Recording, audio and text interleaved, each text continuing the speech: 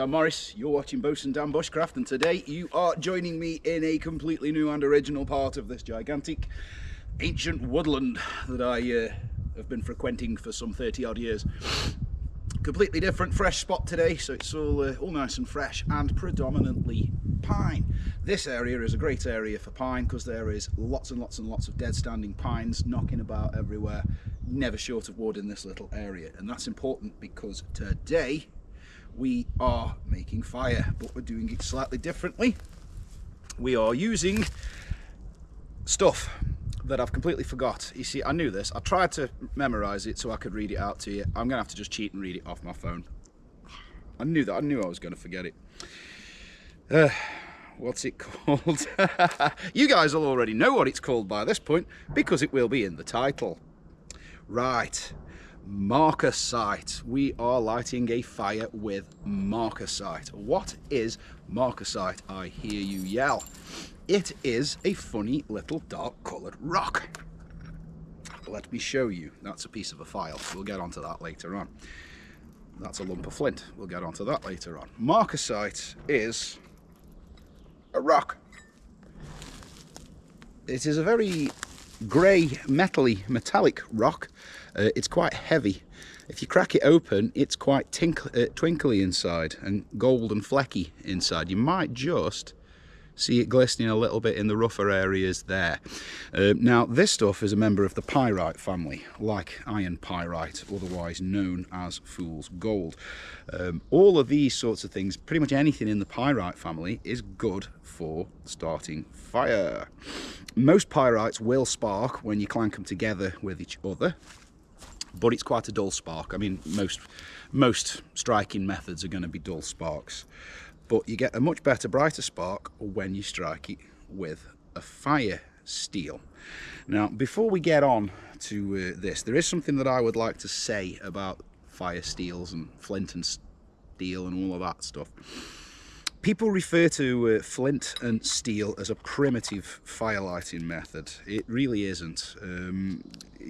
That bothers me. It's not, actually. For a start off, flint and steel implies metallurgy.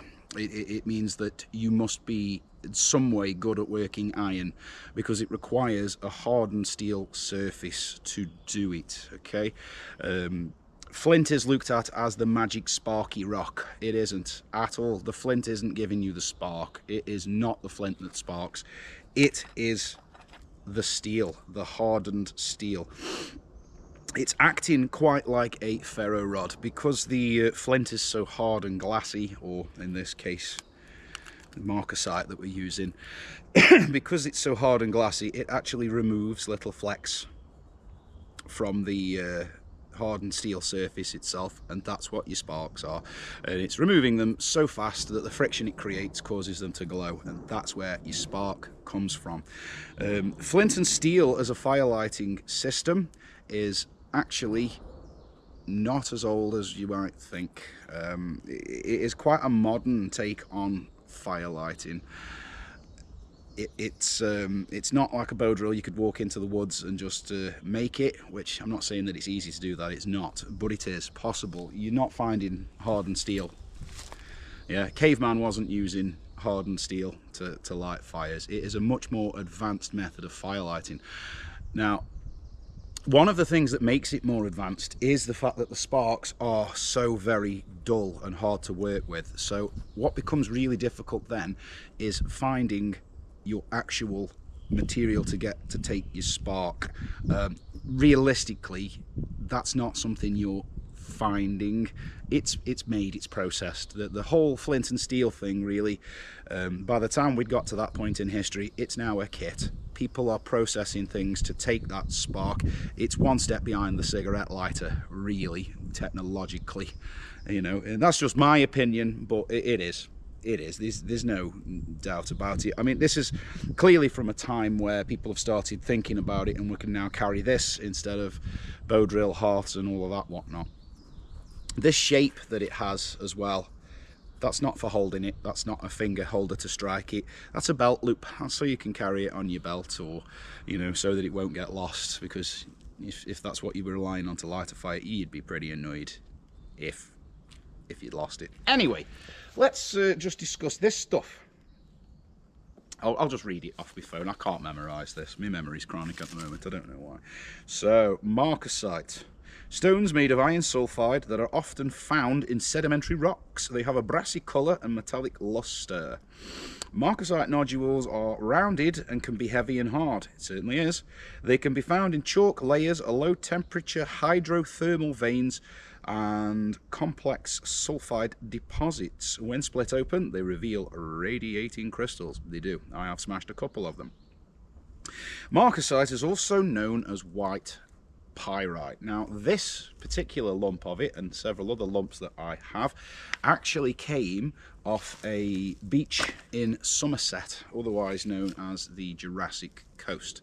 And this stuff is coming out of the cliffs there.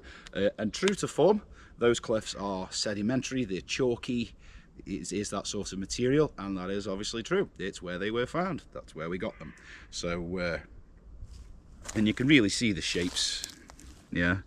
That has obviously been formed by quite a bit of heat. I mean, it looks like it cooled down when it was boiling. It kind of looks like a brain. So, that's your stuff. Anywho, that's enough of that waffle. Let's get a fire lit. Go. We'll edit that out. Now then, the secret to any good fire is, of course, preparation, your fire ingredients. So you're going to want a jolly good old nest of grass. I found that on the way in and made sure I got quite a lot of it, because obviously I'm going to need the early heat to get it going. Then I've got my lovely sticks, larch sticks, fountain holly bushes, and as always, even though it is nice and dry, because I did find a lovely dead pine tree still standing, beautifully dry, absolutely dry as a bone. And considering we've only had like a week of dry weather, it's, you know, obviously it's been dry all winter. It's been sat upright. It hasn't soaked in. Lovely stuff. All split and ready to go to make it easy. A lot easier. Because realistically, even with this amount of nest materials, the chances are I've only really got one shot at this. This sort of grass doesn't grow in this area of the woods, and it's quite a walk to go and find more of that. Now, as I'd said earlier about the sparks that this stuff gives out, they're not mega sparks, yeah. They're not the hottest. They're quite red, yeah. Don't even know if you guys can see this on the camera, but they are quite red, quite dull sparks. It's not like a ferro rod where the sparks are well over 1,000 degrees. There's something like 1,400 degrees Celsius from a ferro rod. A lot easier to get anything to take. Like, I've literally just shaved wood and they'll take the spark off the ferro rod. So on account of that, we need something to take that spark for us. Something that will start burning at a very low temperature spark. That something for today's purposes is going to be, nope, not French coffee, char cloth. Now this is some char cloth I made absolutely years ago, and because I don't really use flint and steel as a method that much, I haven't actually ever done anything with it, so I have loads of it. Now the strangest thing about this is I used cotton is your mate when you're doing this, when you're making char cloth. Cotton is a really good fabric to use to make char cloth. This was an old t-shirt, and the weirdest thing is t-shirt fabric is quite stretchy, and even though this is now charred, it has still maintained some of its stretch, which is quite weird, really. I know it works because I tested it years ago when I made it, so I know it's not that it's poor quality or anything like that. It's just kept a bit of stretchy about it. Very bizarre. Now, to make it even more tricky, the hardest thing with steel spark firelighting is getting the sparks to go where you want them. With a ferro rod, you can somewhat aim. With this thing, they kind of go where they want.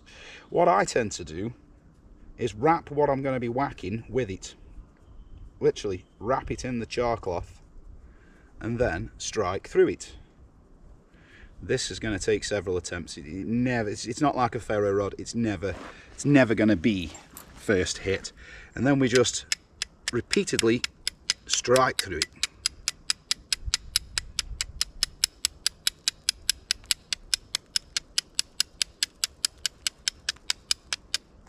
Now my rock's breaking. Oh, yes, lovely. Actually, that's quite handy, because that means now, if you can see, I can show you. You see how it's twinkly and crystally inside? It's quite pretty in there. I've got quite a lot of this at home, actually. We picked quite a bit of it up. So, same again. I'm just going to re-wrap it like that and start a sparking again. Now, I would actually say flint is definitely more efficient than this stuff. It's beyond a shadow of a doubt. The flint just works so much better. This stuff kind of dirties up your striker quite a bit.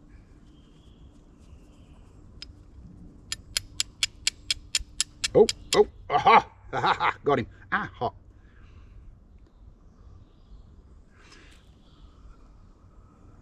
There you go. Right, that will stay smouldering on its own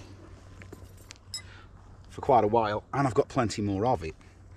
So what I'm going to do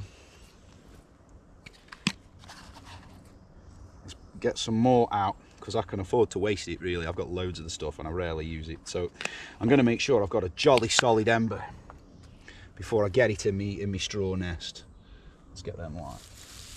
And here we have a jolly good old straw nest. That should really do the job. I'm going to bung that in there. Lovely.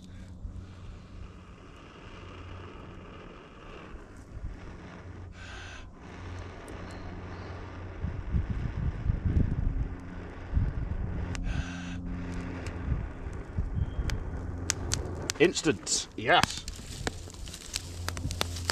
Now quickly, on with me launch sticks. Basically, just get everything you're burning on there quick, so that it's all getting hot straight away. I've got my little split sticks here. Let's get them on.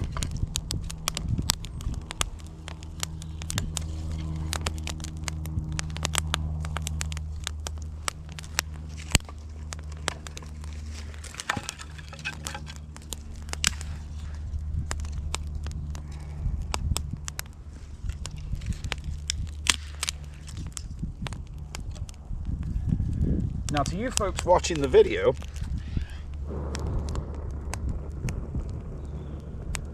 that will have seemed quite fast, but believe me, there was a lot of sparking off camera that you didn't see. It takes a while to get it, even with the charcloth, it takes a while to get it to engage.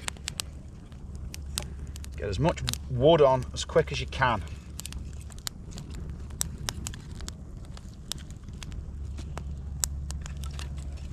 Try and leave a bit of air space.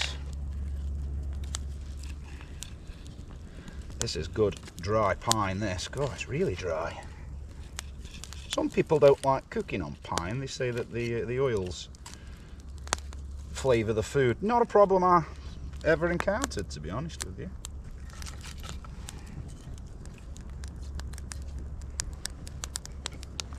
Lovely. Beautiful.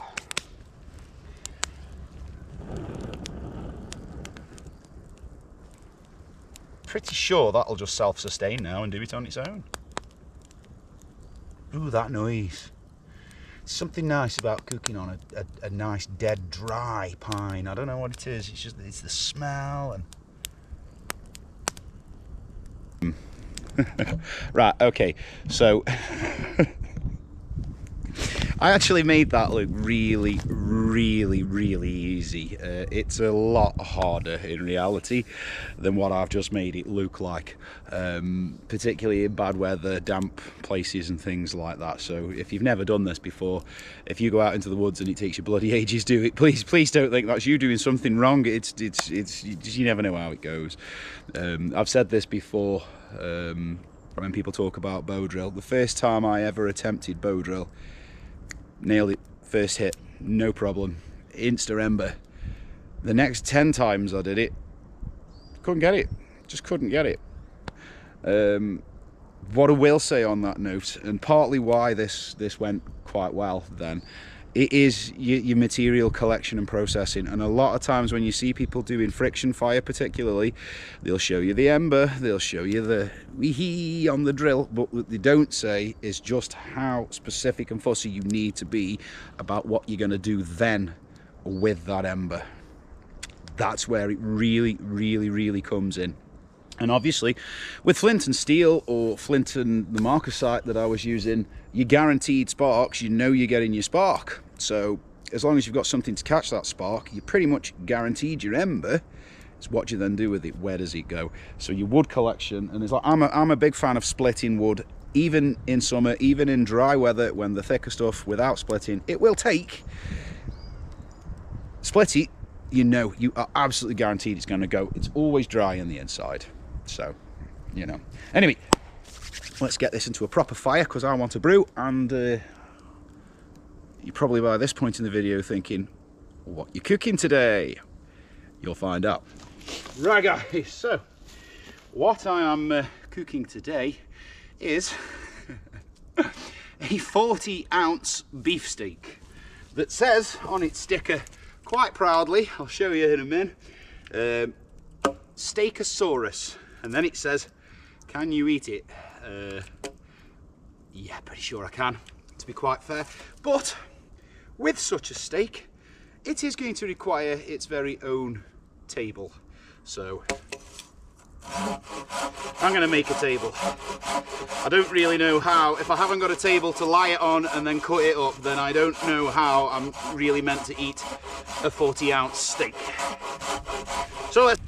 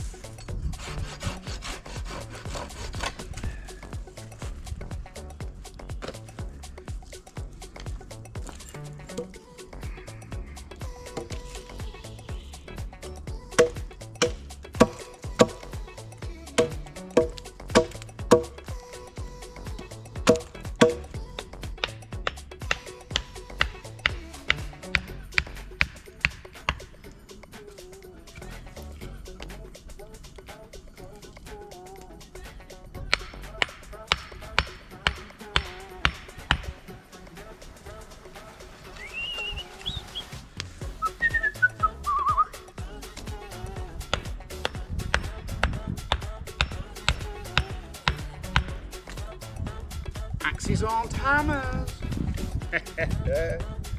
Shut up. Mine is.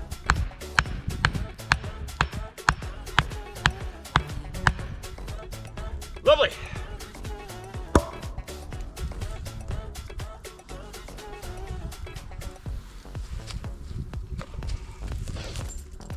Now where to put that bank line?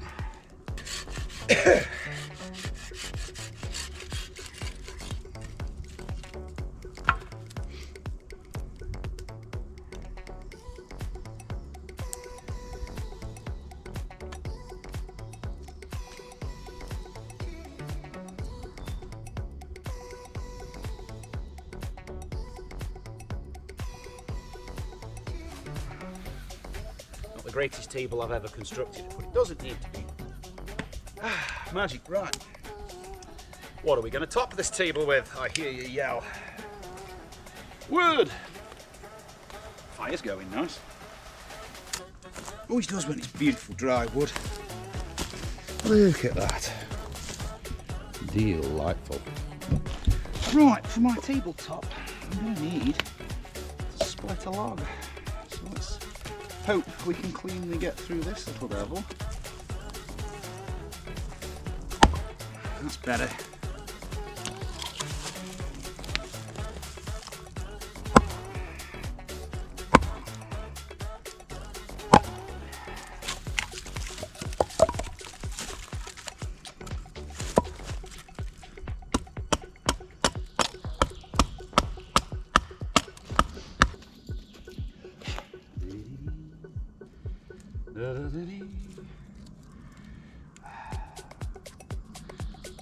One more, and then a little clean up of the bark. The only trouble is,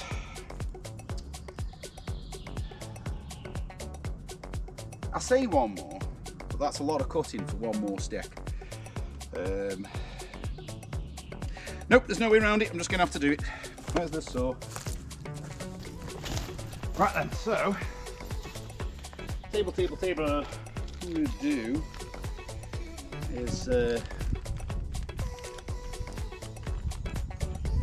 clean the bark off either side of this middle log, and then just off one side each of the edge logs. That way they'll just sit together a bit nicer.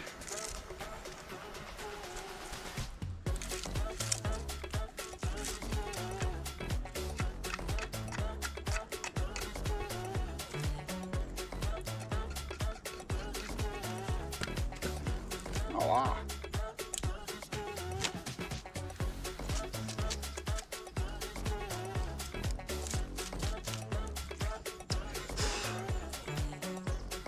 There we go. Oh, that'll do the job. Excellent. Right, now I am dying for a brew.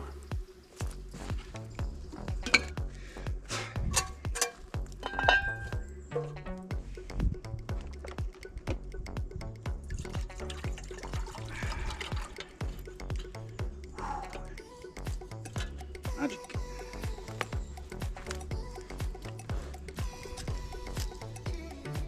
Right, let's have a look at this. Let's have a look at this Stegosaurus.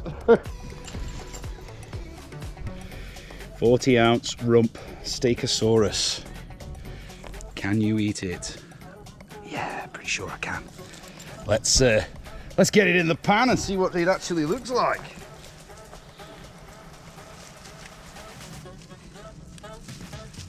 Damn, that is a big lump of cow.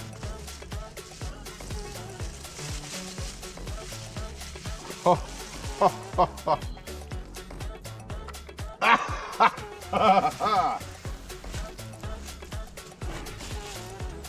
Oh yeah. Oh yes. Yes, we say. Look at that. Whoa. Would over. No, no, no, no, no, no, no, no, no.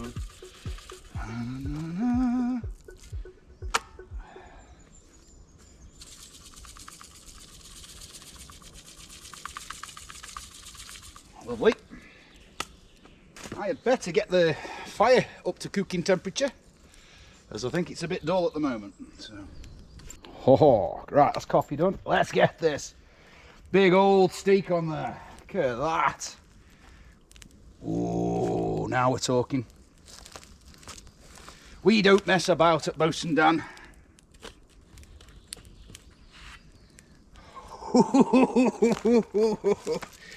Oh, I'm looking forward to this. Table's doing its job nicely. Magic. Look at the size of that, fills the pan. And that isn't a little pan.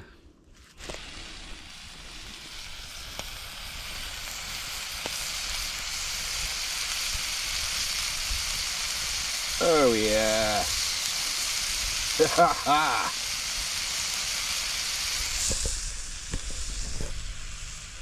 Delicious.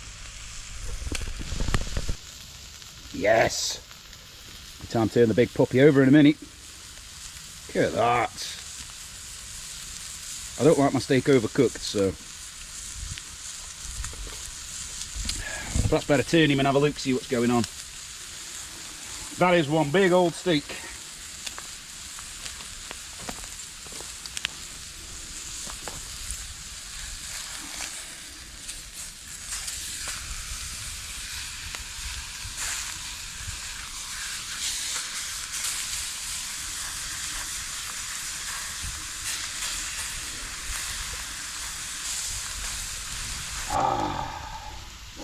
That smell. I tell you what, there's nothing like cooking in iron either. Beautiful. Absolutely.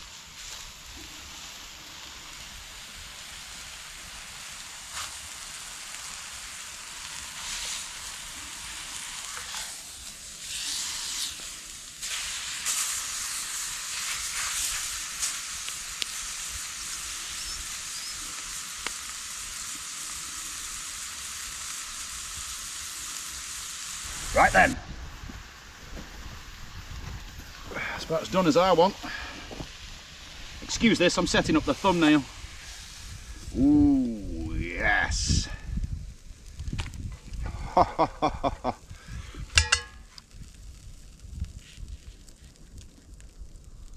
Oh, wow. Oh, wow. Now this is exactly what I'm talking about. This is as bushcrafty and as much of a treat as we ever need. My word, look at that. Oh, let's shift my thumbnail props out the way.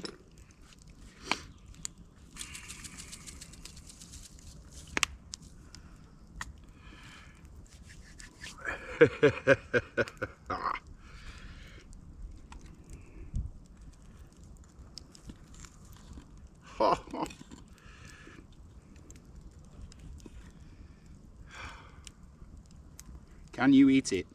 Oh yeah.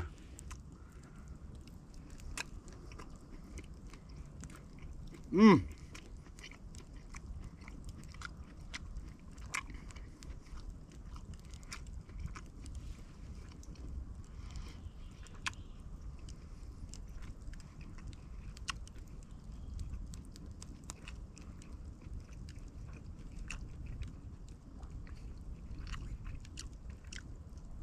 That is beautiful. It reminds me of that film, The Great Outdoors, where John Candy's in that restaurant and he has that massive whack-off steak, the old 96er.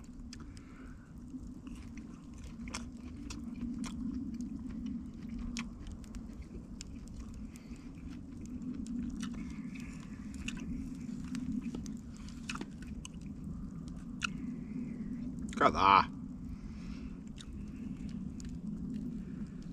Nice and pink. Bit of charcoal there, but don't worry about that. Oh. Mmm. What an interesting flavour. It's almost like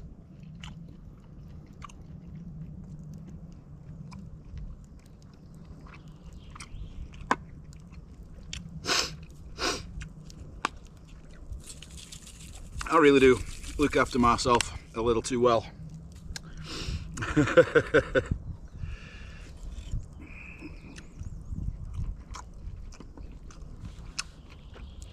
Mmm.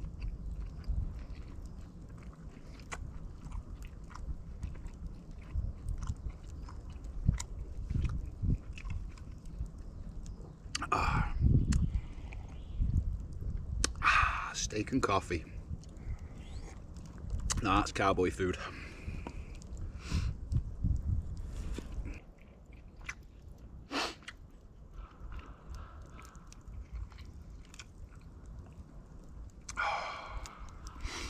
My face hurts. This is a really tender steak. It's delightful.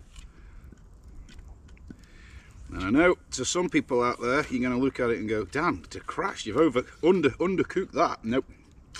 No, I like it bloody. Mm.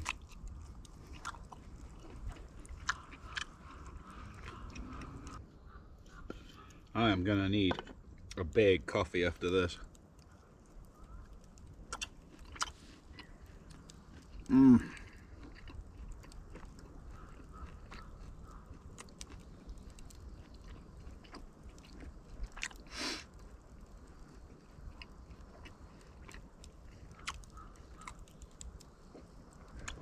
Struggling a bit.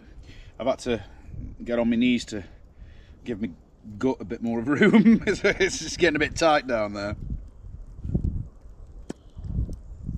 Oh, I'm gonna do it.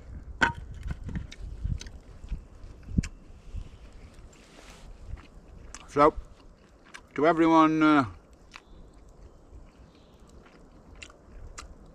harping on about them damn noodles, here's a challenge. Go and get yourself a 40-ounce Steakosaurus. I see you eat that.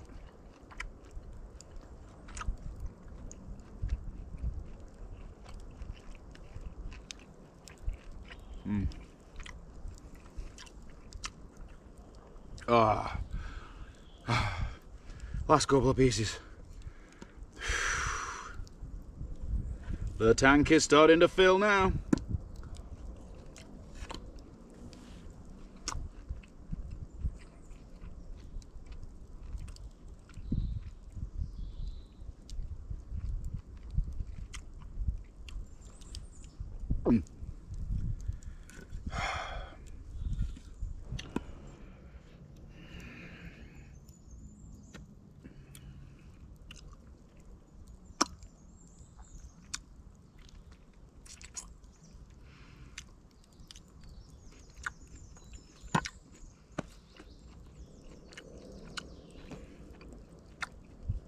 Can you eat it?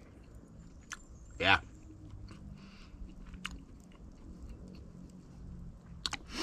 Give me 10 minutes. I could probably handle a trout on top of it as well. Mmm.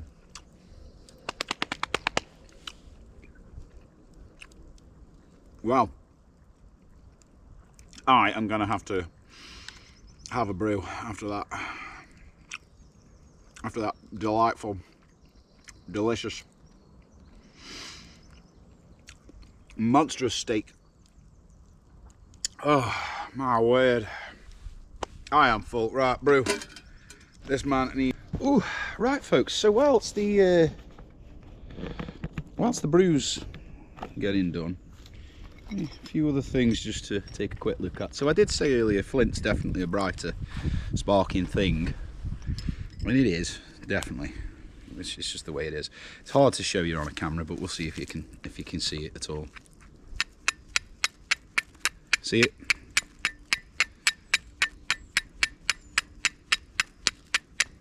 Good quality sparks, them. Some of them are even making that fizzing noise, that noise like you get off a ferro rod, or, you know. So real good quality spark. If you catch it at the right angle. Oh yeah, they're lovely. It's definitely brighter. But there's something else that I have in my little bag of tricks here, and that is a random piece of a file. You're probably wondering why. Well, it's always handy to carry a file around, but I've got it because anything with a flint or a lot of these different rocks will spark. It's just got to be hardened steel. Now, files are obviously hardened steel, so should spark, really, shouldn't it?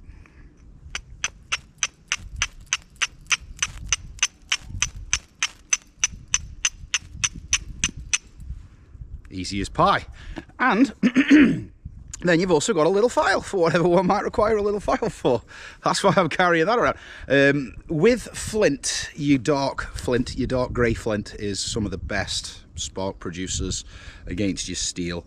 And to show you sort of how hard flint is when it does this, look at the edge of that file.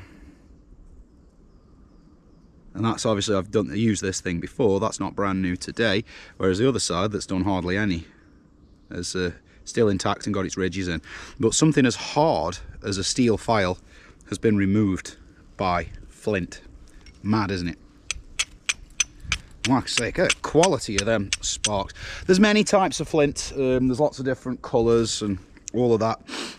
To be fair, the greyer, the darker is the better. I'm pretty sure things like obsidian and stuff like that work as well. Where you're getting that from though, I don't know, but this stuff is really good, the darker stuff. And you'll see that whenever you see muskets and stuff, they've always got grey gun flints in them. They don't use different colours, and that's because these things produce really good, reliable sparks. And obviously, with something like a musket, you need the spark or it's not going to work. And you need to make sure you get it every time, otherwise misfires. But just something as simple as a file. Now the file is easily as good, if not better, than the actual fire striker that I bought. So sometimes you are better off finding a scrap little thing. Yeah, it's heavier, but at the end of the day, I still have a file as well. So go.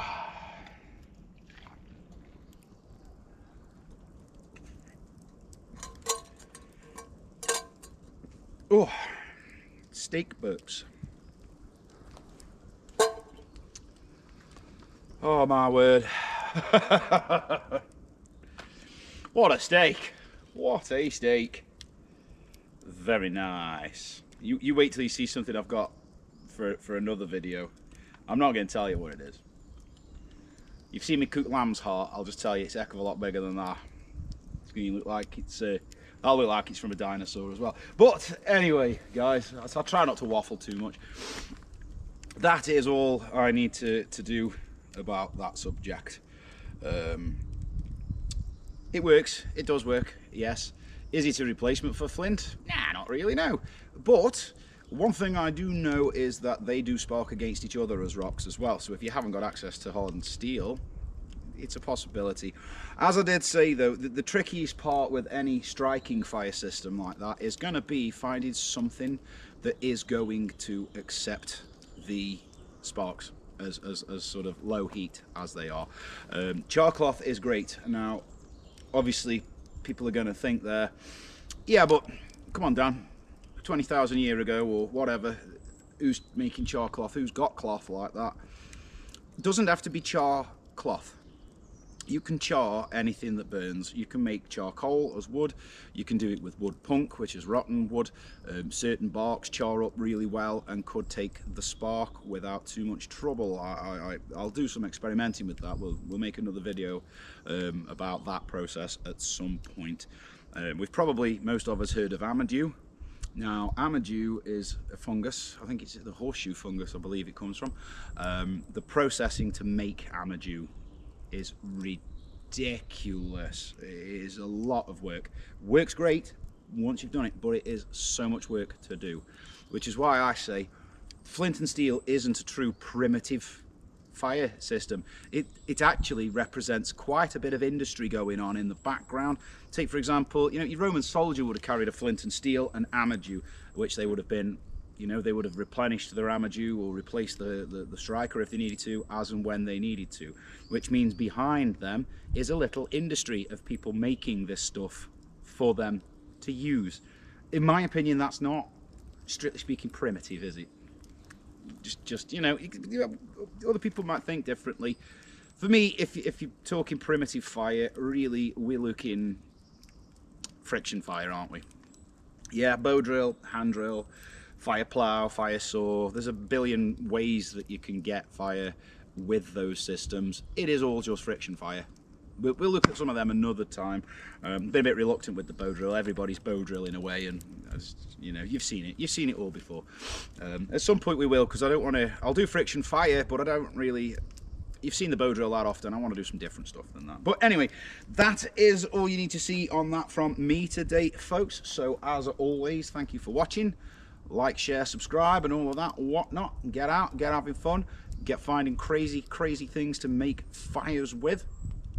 Get bushcrafting, be safe, and enjoy yourselves. But from me, that's all. That is real hot.